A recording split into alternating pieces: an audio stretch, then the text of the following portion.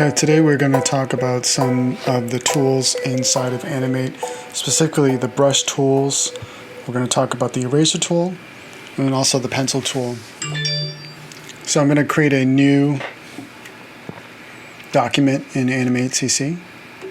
And for this demo, I'm just under the character animation, and I'll just choose this preset and click create.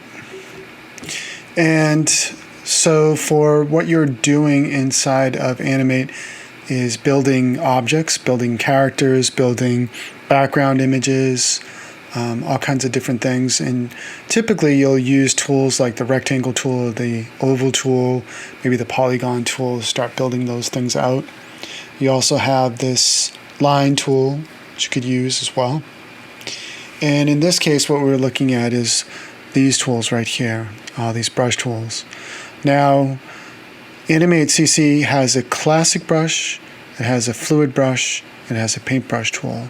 Now, you might not all see them in this toolbox, but if you click this triple dot down here, this will give you access to additional tools, and whatever tools that you don't see here will be included here, and then you can drag them onto your toolbox. I had to do that with my paintbrush tool, which wasn't available initially, so I had to find it in here and then drag it onto my toolbox. So that's one thing. So getting into the brushes themselves, the brushes have similar settings and they have different modes and different ways to use them. So why 3 different brushes? Well, the classic brush has been around since Flash existed. So Animate is the predecessor to Flash. So this classic brush works the way that it did in that application. The paintbrush tool is a fairly new tool that's supposed to mimic painting with different types of media, let's say, for example. So the way I like to think about it and way compartmentalize this, if you bear with me for a second here. So the classic brush is the brush that existed since the beginning. The paintbrush tool is a kind of newish brush that basically allows you to use vector brushes from Adobe Illustrator inside of Animate. Now, Adobe also has apps and for tablets, and one of their popular apps is called Fresco. So this fluid brush tool brings in a lot of those brush features and those brush manipulation features from that particular tool, or that app, I should say. So as I was saying before, a lot of these brushes have similar modes and methods. Before I get into that, though, I wanted to say that I'm using a Wacom tablet. I'm using a Wacom Intuos 4 tablet, which is not a screen tablet. It's just a tablet that's on the desk, and I'm using that as my interface. And if you don't have a tablet, then drawing with your mouse or drawing with your finger on a trackpad is not going to be the best experience. So you want to. There's all kinds of different types of tablets, not just Wacom. Wacom tends to be on the expensive side, but you definitely want to invest in some kind of a tablet or drawing tablet so you can have that, so you can draw better. All right, so let's talk about the modes now. So if you take a look at this classic brush mode, notice that when I clicked on the brush that I get all these additional things that appeared at the bottom of the toolbox. Remember this, so the toolbox is context sensitive and the properties panel is context sensitive as well. So right now I have all these different options up here which mirror these options down here. So the first option I want to talk about is this object drawing mode. So right now I have just a classic brush selected with object drawing mode on, and I have a fill color of black at 54%. You can see that's reflected here inside the properties panel. And because I'm using the Wacom tablet, the brush sensitivity option is on by default. And if I go ahead and just draw something, in object drawing mode, what ends up happening to this object is it's still a stroke. It's still a paint stroke that I've created, But when I select it with the selection tools, you'll see that it's encased in this object. Okay, so that's different than if I were to draw an object that was not in the drawing object mode. You notice here that this object is selected now. It's an object drawing, a drawing object. It has position, size, scale, it has fill.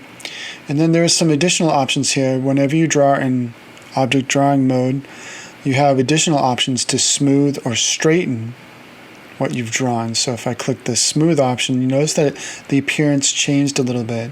If I click straighten, it's going to continue to try to straighten or smoothen whatever I have drawn.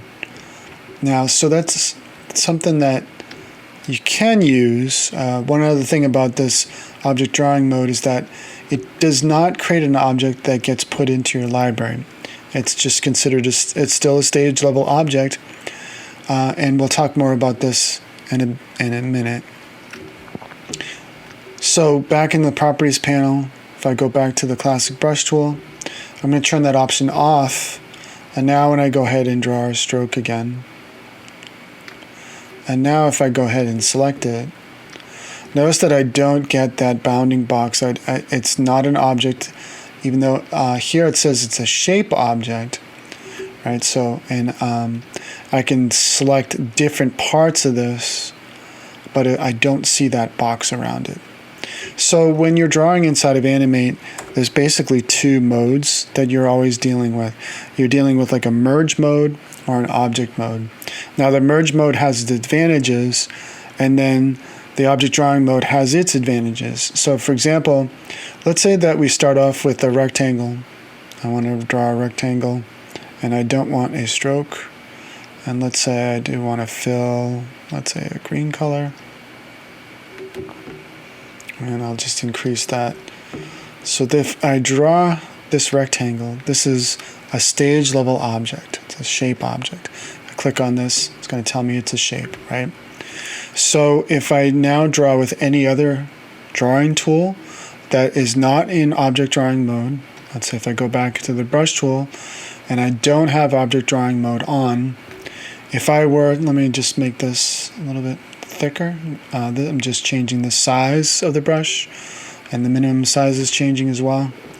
So as I draw through this object now, what ends up happening when I select that is that these objects become merged. They're at the same level. They're not separate objects. Like if I did this in Illustrator, the rectangle would be considered one object. The stroke would be considered a separate object. But in Animate, if you draw objects that have to be the same fill color, they will merge. What happens if they're not the same fill color? So let's go ahead and try that. So if I go back to this tool, the classic brush tool, and I select, I have to deselect what I had selected, sorry. Let me just undo that. And to deselect, I'm going to go to Edit, to deselect all, Command-Shift-A. So if I go back to the classic brush tool, and I select a different color, let's say I select a red color. If I were to go ahead and draw now with this over these objects, what ends up happening is that they're not merged. It actually what happens is it breaks through those objects. So it kind of punches through those objects. So that's the difference. And actually this becomes one object, and this part becomes one object, and this part becomes a different object. So they're considered separate elements. It's kind of like you can use this to your advantage to break up things and to separate things. Like for example, a great example of that. So if I draw a red rectangle, but I only want half of it, and I want the other, I want it to be circular. If I go ahead and grab the oval tool from the toolbox, and I select a different color for this, again, let's say choose blue. If I click and drag and now draw through this and create a circle, I've literally lost this part of the rectangle. You would, in other programs, you would have a red rectangle as one object and a blue circle as another object, but not in Animate CC. when you're not in object drawing mode, when you're drawing in Animate CC on the stage level, again, I call it the stage level. This is the stage, and anytime you're drawing on the stage, so these items now become separate elements. Okay, so again, it's just a different way of looking at things. It's a different way of an operation. It's just a different way to achieve things, and you can use that to your advantage. One other thing about stage level objects is that you can manipulate them. So now that I have these set the way that I have them, I'm using the regular selection tool here, and as I move my cursor inside, notice that I get this icon that appears next to the arrow. With that icon, what I can do is I can pull that shape back. If I wanted to, I can pull it out this way. And you could do that to anything that's a stage level object inside of Animate. You can even do that to the circle, change the circle's appearance. So that's a little bit about the mode, the method that we're drawing in. So just remember that objects of the same color will merge, objects that are separate colors will cut through each other, and objects drawn in the object drawing mode will just overlap and they won't affect each other. So let me just quickly show you that. So let's go back to the classic brush tool. And if I have the object drawing mode on and I draw the stroke in this color, and then I change the color, let's say to a darker blue, and I draw a stroke in this color, will those objects merge? Well, they're not the same color, so they shouldn't merge. And do they cut each other out? Actually, they don't. So that's one way that you can work with the object drawing mode. So, and to arrange these things, if you go to Modify, down to Arrange, let's say I send this to the back. So now these are more like objects that you're traditionally used to in like a program like Adobe Illustrator. Okay, let's get back into the brush tool features. So I'm going to just turn this option off. And then we have several modes. We have 5 modes for the paintbrush tool. We have Paint Normal, Paint Fills, Paint Behind, Paint Selection, and Paint Inside. So the normal mode is just Paint Normal, and it's just going to paint just the normal way. The second mode is Paint Fills.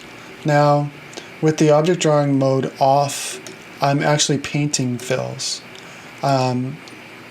So if I have paint fills on, if I were to change the brush color to, let's say, yellow, and then I draw a stroke over this, you have to make sure that paint fills is on. Yeah.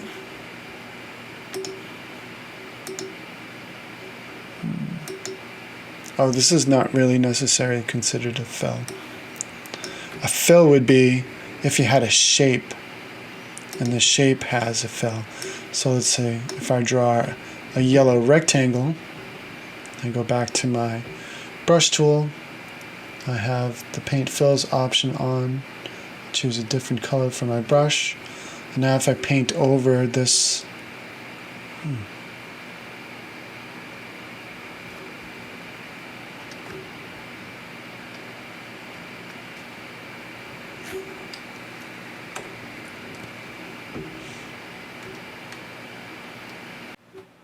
Okay, so getting back to the brush tool options and modes. So I have the brush tool selected now, and Paint Normal will paint normal, as we've seen it before. Paint Fills will paint only fills in any empty space. So if there's a stroke, it won't paint over the stroke, but if there's a fill, it will paint over the fill. So if I go ahead and select the rectangle tool, I have a rectangle now that has strokes and fills on it.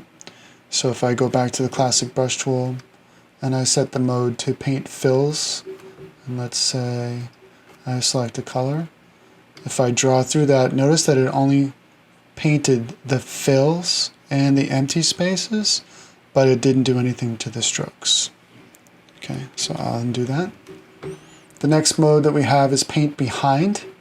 and this is quite useful. So whenever I'm painting now, it's only going to paint behind this object. So I'll go ahead and just start painting over this. All the paint strokes go behind the object. Okay, so that's that mode. Then there's paint selection. Now paint selection requires a selection. So first I have to make a selection. I'll make a selection of this fill. Go back to the brush tool, and that option, that mode is on. So if I go ahead and paint haphazardly here, it only paints whatever's being selected currently. So there's that mode. And the last mode is paint inside. So let me undo this and deselect and go back to the classic brush tool, and I have paint inside selected. So paint inside should only paint inside of the area. Notice that it doesn't paint over the stroke, it only paints over the fill in this particular case. So it's kind of like the paint fills mode, except it's keeping inside rather than painting empty spaces. Okay, so those are all of the modes. Next to that, we have an option to lock the fills, if we want to lock the fills. Then we have the pressure sensitive options.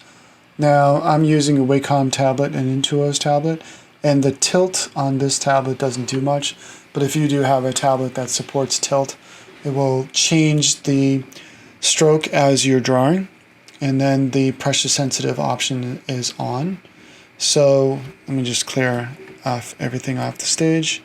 With pressure sensitivity, see I have a size here, then I have a minimum size of 1, and then I have a smoothing setting. So if I draw really lightly on my tablet, I'm going to get a thin line, and then as I increase pressure, I'm going to get a thicker line. So the idea is to create variations in weight. And if I draw just a little faster, you'll see what that looks like. So I'm starting off with light pressure, and then I'm ending with heavier pressure. And what this size setting is right now the size setting is at 30 pixels, so that's going to be my maximum. And then my minimum size is going to be 1, so this might be 1 right here, this might be 1 right here. Now with all of the tools, you can save presets. So if I wanted to save this as a preset for whatever reason, there's no real reason to do that here, but if I wanted to, I could save this as a preset. And in addition to all of these options that we took a look at here, there is an option to create your own brushes for the classic brush tool. I click this plus button. I have some options here to change the angle of the brush. If I want to change the angle, if I make this and then change the flatness, notice that box in the middle is changing. Okay. And I'll go ahead and click OK on this. What this is going to give me is kind of a calligraphic brush. I'll change the fill color to a black, and that'll give me the ability to create paths like this. Okay, so that's the classic brush tool. Moving on, we have the fluid brush tool. The fluid brush tool works very similar to the classic brush tool, except it has additional options. And again, this is the one that was taken from Adobe Fresco. So there's a lot of different parameters here: size, stabilizer, curve, smoothing, roundness, angle, taper, velocity, and then pressure. So I'm not in object drawing mode. I want to make sure I'm set to paint normal. So I'm setting that to paint normal. I'll turn on the pressure sensitivity option, and now you notice that the pressure sensitivity option becomes available. So you can increase or decrease that. And so if, for example, my size is really gigantic, let me just pull that back. And then let's set the stabilizer, curve smoothing, roundness, angle, taper. We'll set that all to 0. Let's see what happens when we draw. So when we draw in this mode, notice what we have. We have kind of like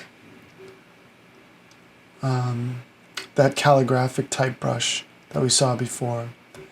And so the roundness is set to 5 now. So if I increase the roundness, It's no longer kind of a calligraphic shape. It's more of a rounded brush edge.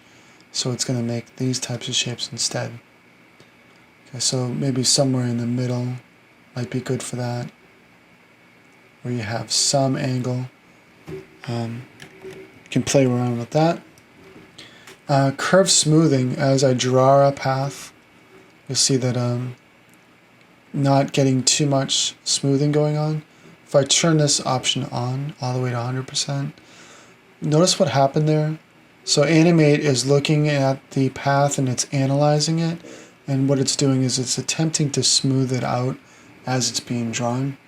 So you can cut that back or increase it depending on what you want to do. Angle, again, this would only really be affected if you had, that flat brush. Here you can see what's kind of happening. It's kind of creating the same kind of appearance. So you can mess around with that setting.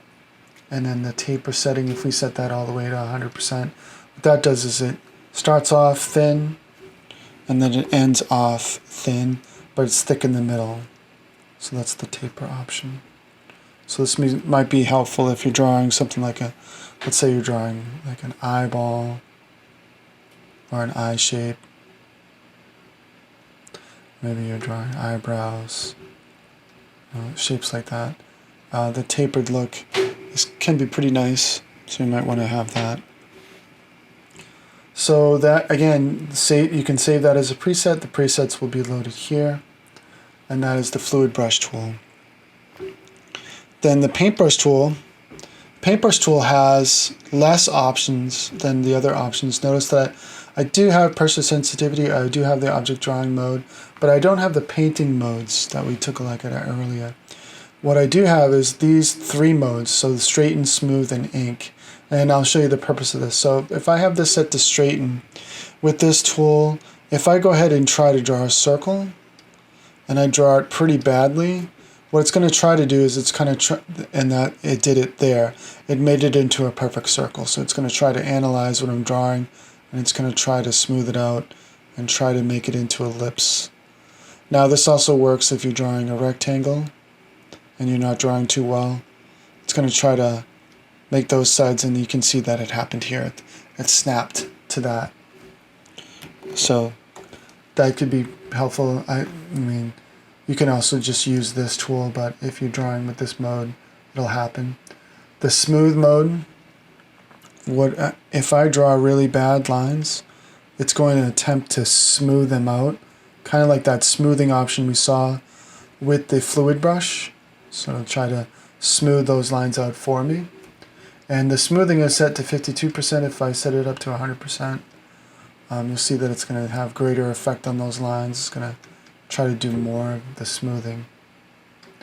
Now, all of these lines, when you're drawing with the paintbrush tool, I want to point this out, is that these are all paths.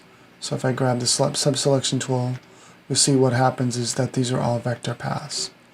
So with the other tools, the classic brush tool, and with the fluid brush tool, you're getting fills. But with this tool, you're getting paths that can be manipulated with this tool. So just wanted to point that out, make sure you're aware of that. Again, I'll just clear out my canvas. Getting back to this tool. So that's the smooth mode, and then the ink mode is not going to do anything for you.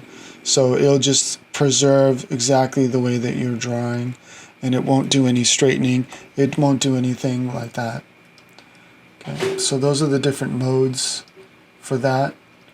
Under color and style, you have the fill and the opacity, and then the stroke size. Notice that there's no minimum here. Then there's different styles. So if you under styles, you can draw dashed lines, dotted lines, ragged lines, stippled lines, and then hatched lines. So again, remember that this ends up becoming vector paths, so that's what's going to happen there. If I go back to the regular line, you also have width and then scale. Okay, so I have a really small brush. Let me just change that. Okay, so scale is going to try to even that out. What else? So new in Adobe Animate CC in 2020, they've added brushes for the paintbrush tool. So, and these are brushes that exist inside Adobe Illustrator. So if you use Adobe Illustrator, all of these brushes should be really familiar to you. And so go ahead. There are different categories here. There's arrows, there's artistic, decorative, line art, pattern brushes, and a vector pack with some hand-drawn brushes. And the way to use these is you double click to add them, or you can click this icon to add them to the style. And now as you draw a stroke, it'll draw it with that particular style. So that's pretty nice. And again, just to show you, this is still a path, and it's still a vector path that can be manipulated with the direct selection tool. This is very much like Illustrator. So those are all carryovers of Illustrator just brought into Adobe Animate. The idea and the vision with all these brush options and features is that animators want more options for the brushes that they use to create things, and Adobe's trying to fill in that need. So couple last things to finish up with here is the eraser tool, and then also the pencil tool. So going back, I'll go back to the brush tool. Let's pick a brush color, and I'll draw a stroke here. Now the eraser tool has a couple of different modes. Right now it's all these different modes that we saw before will apply here. Erase normal, erase fills, lines, selected fills, or inside. Then you have this water faucet mode, and I'll show you that in just a bit. And then you have different sizes. Notice that what it's using the preset that I created earlier for the brush tip size. I'm just going to go back to a circle size. I'm going to make this a little bit bigger. And then to erase, you just literally drag over the objects. So I can just erase or cut out parts of the object. And now I've separated this into 3 separate objects. With the faucet mode on, if you click on something, it's just going to obliterate it. It's going to just delete it. So that's the eraser tool. And then the last tool is the pen tool, the pencil tool. So the pencil tool works very similar to the paintbrush tool. It has the same modes, that straighten, smooth, and ink mode. So if I go into ink mode, it's just going to behave the same way. You have the stroke size, the style, the width, horizontal, very similar to that paintbrush tool. And then you have, because it's producing vector paths, it has all the caps and the joins, and it has those settings as well. So drawing with this tool will end up giving you, in the end, what it gives you is not a stroke or a fill, but it gives you a vector path that can then be manipulated. So that's the pencil tool. This tool, you're probably not going to use that frequently. It's not as useful as the other tools, the other brush tools. Maybe if you're editing something, you saw the smooth option there. But maybe if you're editing a shape or adding to a shape, you might use the pencil tool. But more often than not, you're not going to use that tool. Okay, so that was an overview, very quick overview of all the brush tools. We took a look at all 3 of them. Again, if you can't find all of them, just click on this triple dot customization, and I'll show you all the tools that are not currently in your toolbox, so you can add them there. And then, yeah, have fun with these tools, have fun with the brushes, and then we'll take a look at some of the other tools and options as we go.